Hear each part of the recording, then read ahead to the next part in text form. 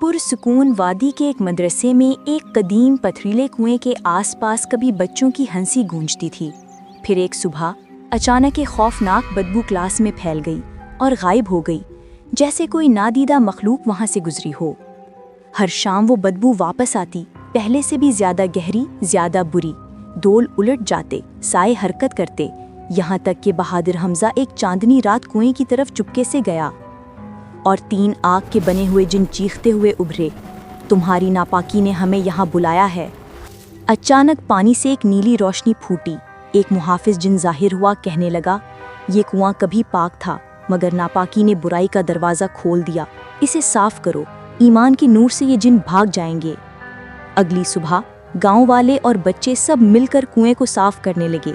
सबने वज़ू किया, बिस्मिल्लाह पढ़ी, और जब रोशनी फैली तो तारीक जिन गायब हो गए। वादी में फिर से सुकून उतर आया और हमजा मुस्कुरा उठा, क्योंकि हमारे प्यारे नबी करीम सल्लल्लाहु अलैहि वसल्लम ने फरमाया, अत-तहूरु शत्रुल ईमान, सफाई निस्फ ईमान है।